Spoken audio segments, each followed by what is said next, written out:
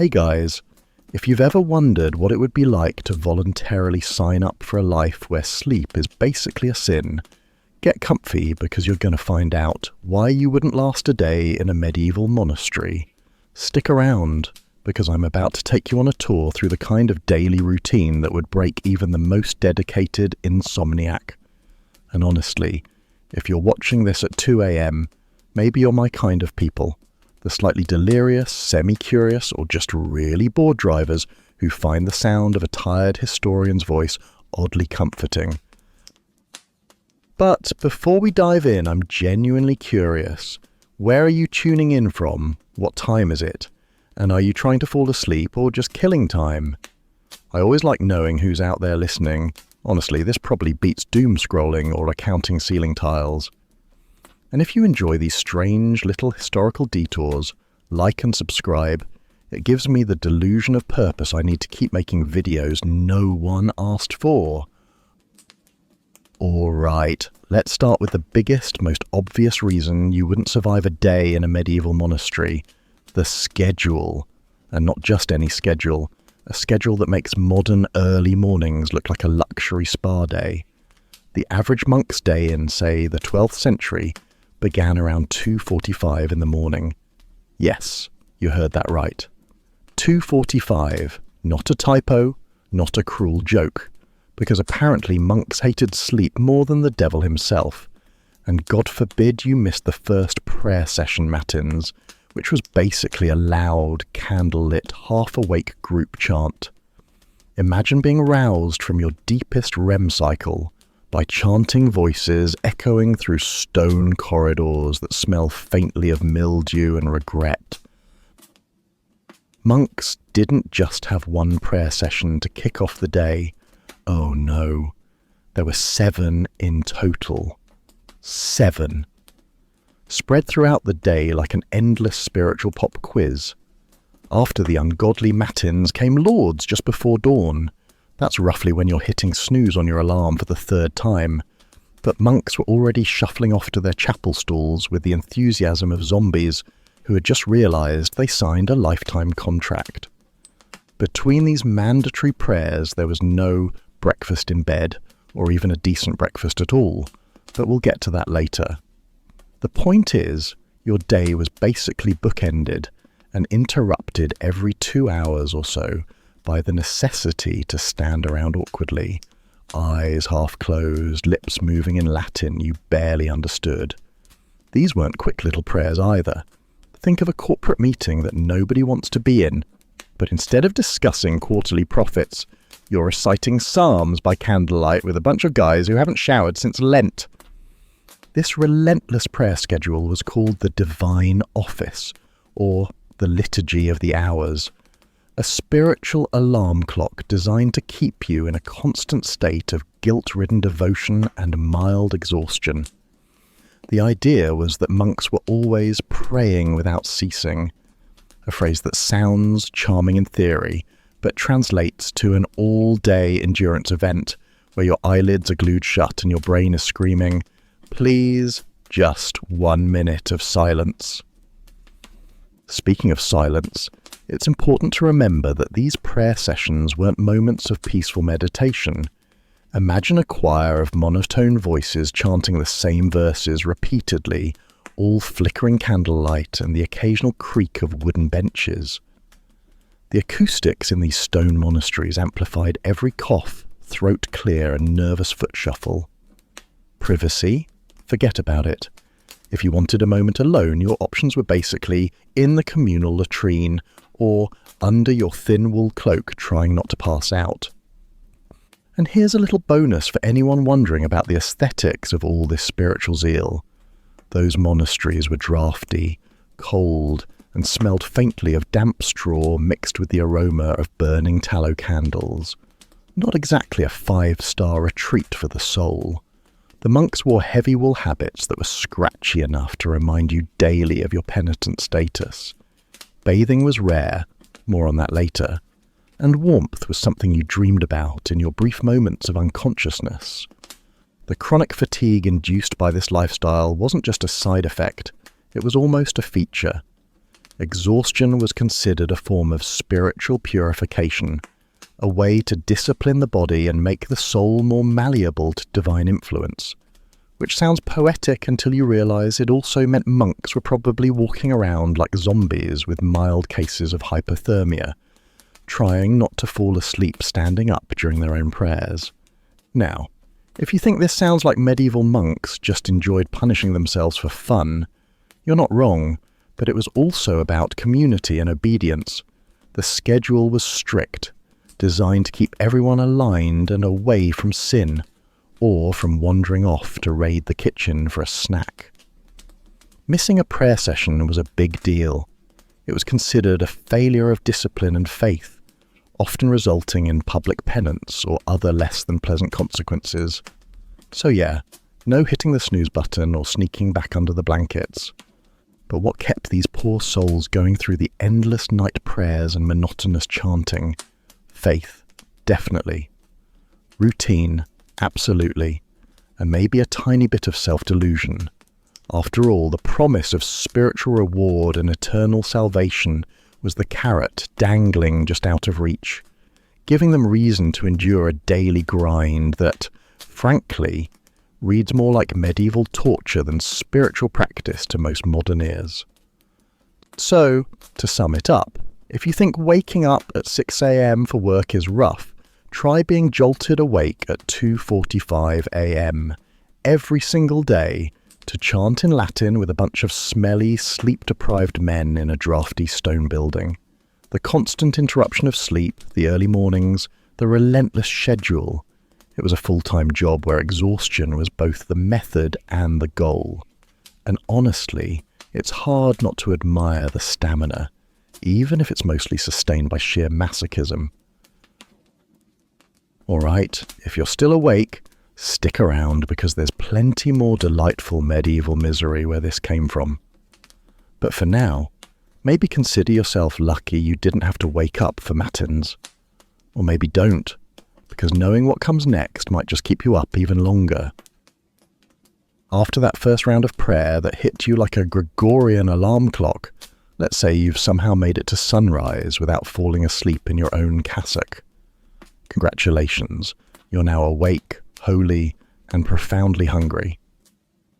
And that's a shame, because the next part of monastic life is a humble little tradition I like to call the sacred art of starving politely. Let's talk food, or the medieval monastic version of it.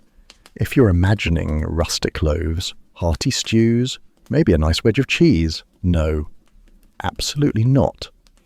What you're looking at is a culinary experience that hovers somewhere between hospital cafeteria and mildly cursed soup kitchen. And I'm being generous. Breakfast? Not really a thing. At least not in most Benedictine monasteries, which followed a strict rule that basically said, why eat in the morning when you can contemplate your sins instead? Your first official meal of the day came around midday, and even then it wasn't designed to satisfy. It was designed to humble and possibly confuse your digestive system. So, what's on the menu? Bread, maybe some beans, possibly some cabbage that lost the will to live 3 days ago. And always in quantities that felt more symbolic than nutritional. A standard monastic meal wasn't designed to feed a man. It was designed to keep him barely functional. Spiritually lean, they called it. Malnourished, we might call it. And don't even think about meat. No meat. Meat was reserved for special occasions, like illness, dying, or being a guest who wasn't expected to stick around long enough to ruin the vow of asceticism. Most monks went their entire lives without tasting anything with legs. Unless you count fish, which, and this is one of my favourite pieces of medieval logic, didn't count as meat. See, the church decided that fish didn't have warm blood, and therefore weren't technically animals in the same problematic sense as, say, pigs. So fish were allowed on fasting days. And by fasting days, I mean most of the calendar. At its most severe, monks might abstain from meat over 200 days a year. That's more than half your life spent chewing on trout, and pretending it's not the 4th time this week. And before you ask, no, meals weren't social occasions either. In fact, monks weren't even allowed to speak during them. Silence wasn't just golden, it was mandatory. You sat, you ate, and you meditated on your spiritual inadequacy while someone read scripture aloud, usually about gluttony, sin, or the dangers of enjoying literally anything. Imagine eating flavourless turnip stew in total silence while a man recites a Latin sermon about eternal damnation. That's lunch. That's every lunch. And dinner, pretty much the same, just darker. Now, here's where it gets truly surreal. Some monasteries actually employed a kind of edible workaround to make fasting slightly less unbearable. For example, almond milk, yes, they had that, became a popular substitute for dairy. Not because monks were lactose intolerant, but because regular milk came from warm-blooded animals, which again fell into that morally questionable meat-adjacent category. They also made fish-based gelatin, because apparently if you boil enough fish heads, you can convince yourself it's dessert. Monastic creativity was endless, as long as it involved suffering and didn't taste like joy. Even on feast days, which were supposed to be celebratory, the food barely moved the needle. Yes, you might get a better bread, maybe some eggs, possibly some wine, but don't get too excited. The wine was watered down, the bread was still dense enough to injure someone, and the entire mood was still very much, God is watching. And let's not forget the dining setup itself. Picture a cold stone hall, rows of wooden benches, and bowls that were shared communally, or worse, reused without proper cleaning. Hygiene, after all, was not their strong suit. We'll get to that later. Just know that smell neutral was the dream. The reality often veered more toward wet wool meets damp root cellar. Now, was this diet healthy? Depends how you define health. If we're talking calories, most monks were underfed, especially during stricter fasts. But interestingly, studies of monastic skeletons show relatively good dental health, probably because sugar didn't exist in their universe unless you were royalty or a crusader with connections. No sugar, no spice, and certainly nothing nice. But this wasn't just about food, it was about discipline. Every bite, or lack thereof, was part of a spiritual training regime designed to purge the body of indulgence. Hunger was a virtue, satisfaction was a sin, which is possibly the worst motto for a restaurant, but a pretty good summary of medieval theology. So you sat in silence, spooned some barley mush into your mouth, and reminded yourself that gluttony was the road to hell. Meanwhile, your stomach loudly disagreed, and since you couldn't say anything, you just suffered through it with the quiet dignity of a man slowly withering in a robe. You might be wondering, did anyone cheat? Of course they did. Monks were human, which means they were just as likely to sneak a snack as the rest of us. Some kept secret stashes of nuts or dried fruit. Others, particularly in wealthier monasteries, lobbied for slightly more liberal interpretations of fasting rules. And the really ambitious ones? They became cellarers, the monks in charge of food and drink, which was sort of the medieval equivalent of getting the keys to the minibar. But even then, discretion was key. Getting caught indulging in extra rations could lead to penance, extra chores, or in more severe cases, exclusion from communal meals altogether, which, to be fair, might have felt more like a mercy than a punishment. And yet, for all this grim austerity, there were moments of community. Eating in silence next to someone day after day created a bond. A strange, unspoken one, but a bond nonetheless. You weren't alone in your suffering. You were starving for God. Together. So, if you're thinking of romanticizing the monastic life, maybe picturing slow walks through cloisters and serene candlelit dinners, just remember, It's hard to feel holy with cabbage water dripping off your chin while Brother Elfric reads St. Augustine's Confessions in a tone that suggests you personally invented sin. But hey, at least the turnips were ethically sourced. Probably. You've prayed yourself into a sleep-deprived trance and politely starved through lunch without so much as a burp. Now comes the hardest part. Keeping your mouth shut for the rest of your life. Welcome to the sacred art of saying absolutely nothing. Monastic silence wasn't just encouraged, it was weaponized. Because apparently the path to spiritual enlightenment is paved with awkward eye contact and a strict ban on small talk. And no, this wasn't just about being quiet. This was a full-blown vow of silence which, unlike your average, shh, we're in a library, came with theological baggage and eternal consequences. The idea was that words were dangerous. Talk too much and suddenly you're gossiping. Gossip leads to pride. Pride leads to hell. So, really, better to skip the chat entirely and just mime your way to heaven. In theory, monks could speak occasionally, during designated times or for practical reasons, but those moments were rare and heavily policed. Think of it like being allowed one tweet a month, and if you use it to complain about the food, you're scrubbing latrines for a week and getting side-eyed by God.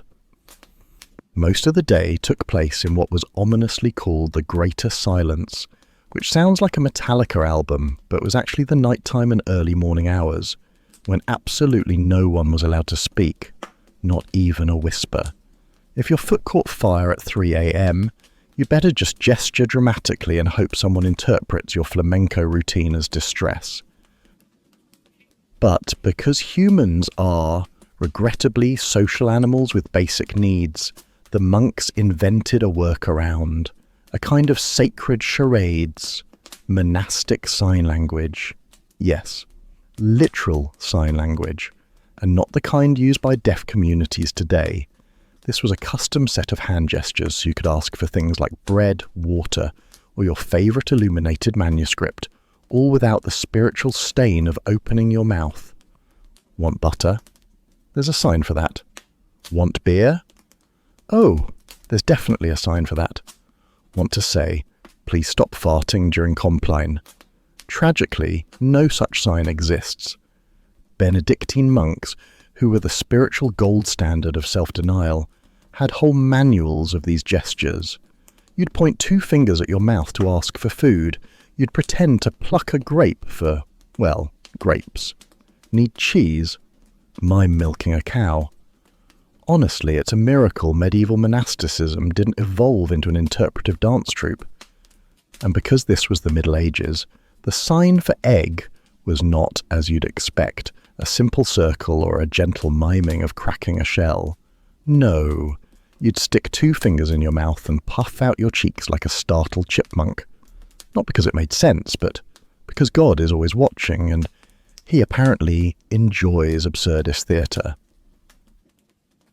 The irony, of course, is that all this silence was supposed to help you focus on prayer and humility, and yet monks spent a good portion of their waking hours flapping their hands like confused birds just to get salt.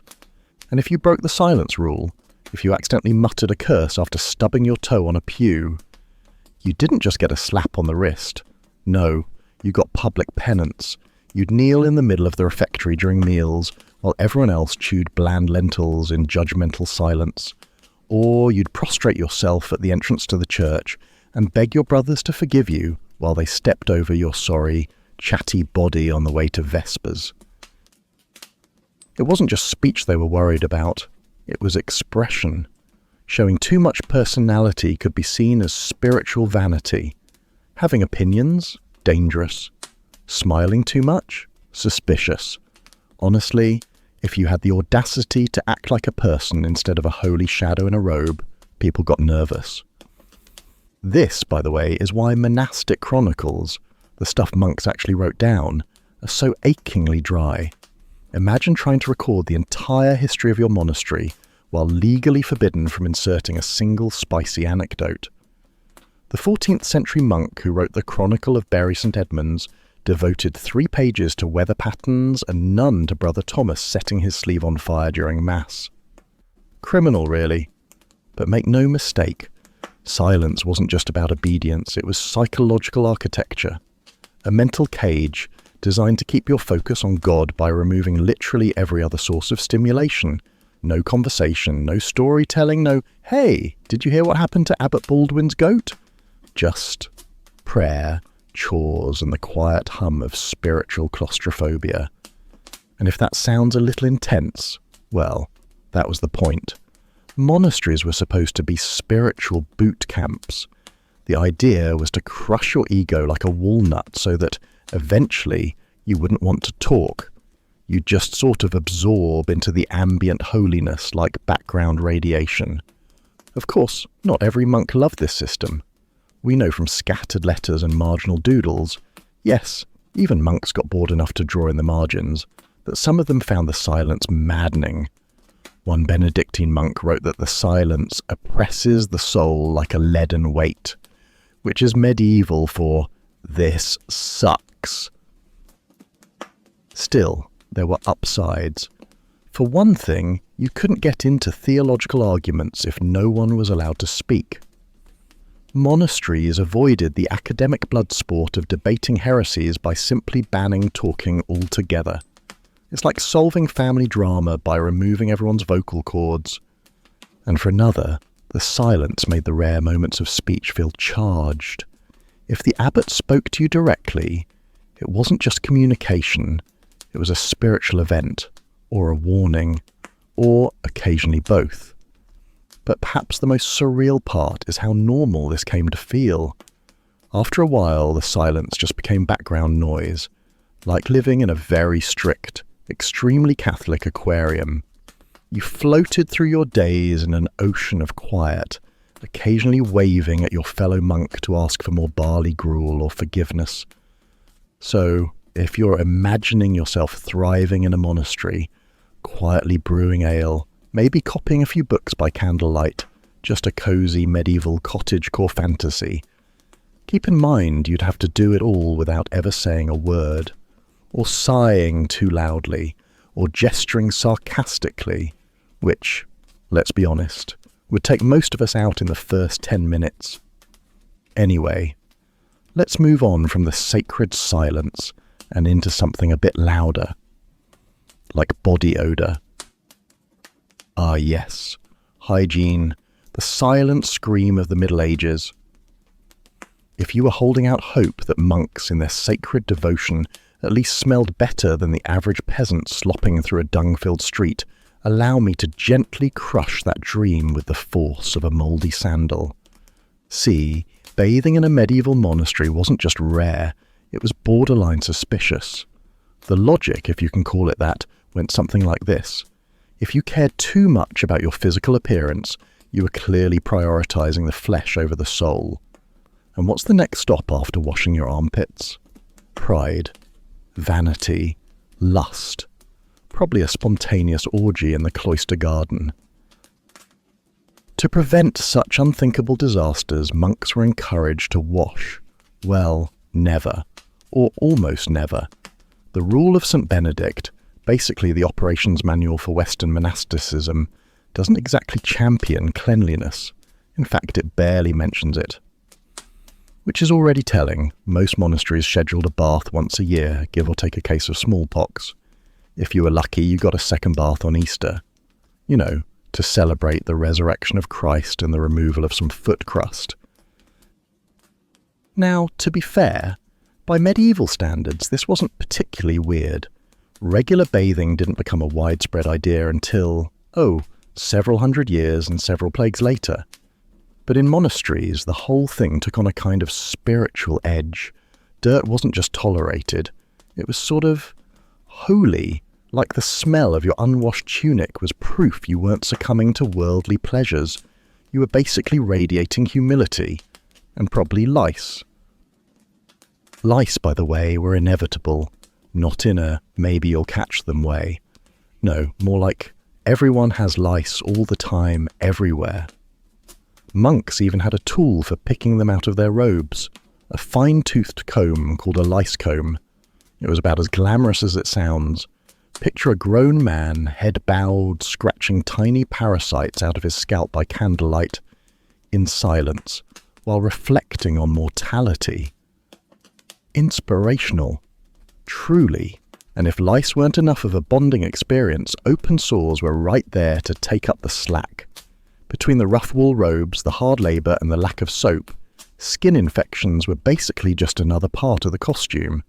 Think of it as medieval exfoliation, except the exfoliant is friction, bacteria and penance.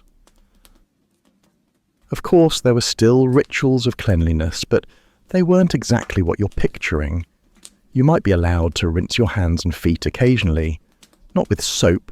What are you, a merchant's wife? Just water. Cold, of course. Hot water was indulgent. Foot washing was especially common, partly because monks often went barefoot, and partly because of the whole Jesus did it thing. But even that had limits. You might cleanse your feet on Holy Thursday, maybe during Lent, or if your toes actually detached and you needed to retrieve them. Otherwise, embrace the grime. It's part of the journey. Hair was a different beast entirely. Monks, as you've probably seen in various tragic frescoes, were required to wear the tonsure, a haircut that involves shaving a circle into the crown of the head and leaving a fringe of hair around the edges. It made them look, let's be honest, like human dinner plates. The symbolic meaning was humility and submission to God. The practical result was a sunburned scalp, a permanent draft in winter, and a fantastic way to help lice navigate their habitat. This haircut had to be maintained regularly. Ironically, the one thing monks did trim was the one thing no one wanted to look at. It wasn't just a style, it was a mark of monastic identity. And let's be clear, if your tonsure started getting too shaggy, you were expected to report for a trim, because nothing says spiritual discipline like a weird little herring that makes you look like a sentient donut.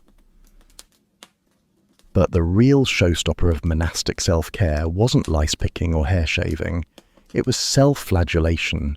Yes, the act of whipping yourself for the glory of God. If bathing was a gateway to pride, then pain was the express elevator to humility. Monks would take cords or leather straps and beat their own backs, often while reciting psalms, as a form of penance. The logic being, Jesus suffered, so you should too. But without the crucifixion part, just enough to bleed a little and feel really, really bad about that time you had a lustful thought about a goose. This wasn't daily behaviour for all monks, but it wasn't uncommon either, especially in stricter orders like the Cistercians, or later the flagellants of the 14th century. And if you're wondering how this fits into hygiene, here's a fun thought experiment. Imagine not bathing, then lashing open wounds into your back, and then not bathing again. Ever. Welcome to God's gym. Even their clothes were designed to suffer. The robes were made of coarse wool, the kind of fabric that feels like it's personally offended by your skin. Underneath, some monks wore hair shirts. Literally, shirts made from animal hair, designed to itch, scratch, and generally make you feel like you were wearing a vest made of bees. It was spiritual discipline, sure, but it was also kind of a medieval kink no one wants to talk about. So, let's summarise your average monastic glow-up. Lice-infested scalp, patchy bald spot, red raw neck from the hair shirt, cracked feet, infected sores, and maybe a little dried blood from your morning flagellation session. Congratulations, you're radiating holiness, and possibly typhus. But hey, at least you didn't waste water. That was for rich people and fish. The strange thing is, for all the discomfort, monks didn't see any of this as cruelty. It was all part of the job. Pain was cleansing, dirt was humbling, smell was inevitable. It wasn't about comfort. It was about discipline and becoming a better servant of God by slowly unbecoming a human. which, ironically, might be the cleanest break from vanity you could possibly make. Although if you're still imagining yourself swanning around a medieval monastery in a tidy little robe, humming chants and sipping herbal tea, well, I hope you enjoy lice, because they sure enjoyed you. So, you've made it this far. Congratulations. You're either deeply curious about medieval monasticism or already halfway to taking vows yourself. Either way, welcome to the final chapter of this little existential pilgrimage where we descend into the truly bleak terrain of the medieval monk's greatest adversary, free time. Well, not that they had much of it, but when they did, oh boy, they had nothing to do with it. Because in a monastery, even idleness was a sin. The devil doesn't just find work for idle hands. Apparently, he installs a whole open-plan office in your soul and starts hiring interns. So what did a monk actually do all day, besides praying, not talking, starving politely, and trying not to itch the scabs under his hair shirt? Well, if you were literate, and that was a very big if, congratulations, you won the grand prize. Endless manuscript copying. Imagine writing out the entire Bible by hand, over and over, on calfskin parchment that took actual calves to produce. There were no Control-Z's in this job. You messed up a verse in Leviticus. Too bad. Scrape it off, pray for forgiveness, and start again. And if you think that sounds meditative, sure, but do it with a quill, a hunchback, failing eyesight, and the constant fear of spilling ink on the Virgin Mary's face. Oh, and hope you're ambidextrous, because repetitive stress injury hadn't been invented yet, but it was alive and well. Now, if you weren't lucky enough to be cloistered away with ink and guilt, you might get assigned to farm work, gardening, brewing, beekeeping, or, everyone's favourite, cleaning the latrines. That's right. God's chosen custodians of the soul also did a lot of shoveling things that came out of other souls. But whatever your task, the unspoken rule was the same. Do not enjoy yourself. Laughter was suspicious. Smiling too much meant you were probably flirting with temptation, or worse, enjoying the gift of life, which, as we've established, was not the vibe. Hobbies? Those were for people with egos. You know, sinners. You weren't supposed to develop personal interests. You were supposed to obliterate your personality until the only thing left was the faint scent of incense and a vague understanding of Latin. And speaking of obliterating things, let's talk about obedience. Monks took a vow of it. Not just casual obedience, we're talking full-on spiritual boot camp. If the abbot told you to stand in the snow barefoot, you stood. If he told you to prostrate yourself in front of the whole chapter house for murmuring too loudly during Vespers, down you went. There was no appeal process. The abbot was basically your mum, your boss, and your spiritual GPS. And if he said turn left, you turned left, even if it led straight into a metaphorical ditch filled with shame and cold porridge. Now, let's talk about beds. Because yes, monks technically had them. And yes, they were every bit as fun as the rest of monastic life. Imagine a wooden plank with a thin straw mattress, maybe a blanket if you hadn't recently sinned. No pillows, no warmth, just you, your thoughts, and the deeply judgmental gaze of a 10th century wooden crucifix staring down at you like, are you really sleeping right now? Shouldn't you be repenting? And here's the kicker. Monks weren't even supposed to sleep through the night. Remember those night vigils from earlier? Yeah. You'd get a solid 4 hours in max, before getting yanked out of your cold plank bed to chant psalms in a pitch-dark church with a bunch of other men who hadn't bathed since Easter. And when the bell rang, it rang for everyone. Because in the monastery, personal space wasn't really a concept.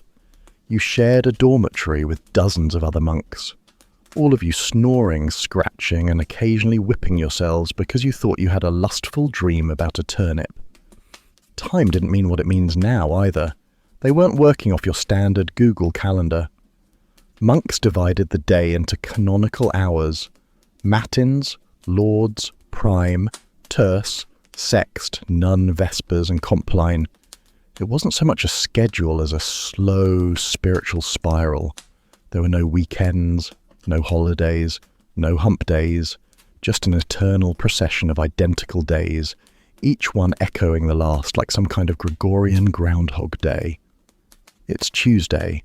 Again, it's always Tuesday, and it always will be. And when the monotony got too much, when your soul was feeling a little too lively, your will a little too individual, that's where penance came in. You could always throw yourself at the mercy of the community for your sins. Did you daydream during psalms? Confess. Did you smile at a novice? Shame. Did you enjoy the soup a little too much?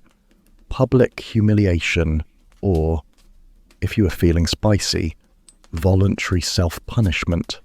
Starve yourself, wear an itchy belt of horsehair, kneel on stone for an hour and think about what you've done.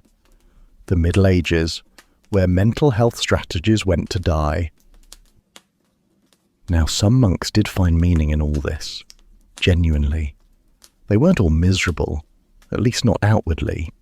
Some found the daily rhythm comforting, the silence profound, the discipline liberating in a world that was otherwise chaotic, violent, and riddled with plague. There was a certain security in knowing exactly what each day held. What it didn't hold was freedom, fun, or even the basic human joy of a hot bath and a soft bed. But hey, at least you were safe from the chaos outside the cloister walls.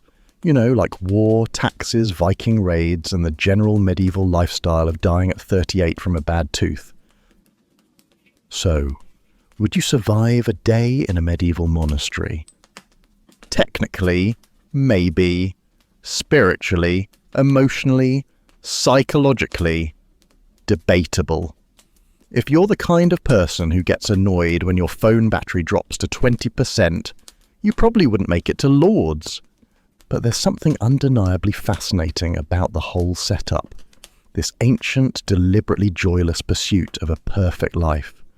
A slow, methodical grind towards spiritual enlightenment, achieved not through pleasure or freedom, but through repetition, obedience, and the constant rejection of every human instinct.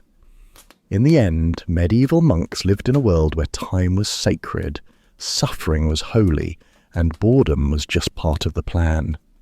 It wasn't meant to be fun, it was meant to strip you down to your soul. Lice, turnips, bed sores and all. And if you're still here, listening, congrats. You've just completed a full monastic cycle. You're ready for your vows, or at least a nap, probably a nap, and stick around for the next episode of Something You Don't Need to Know.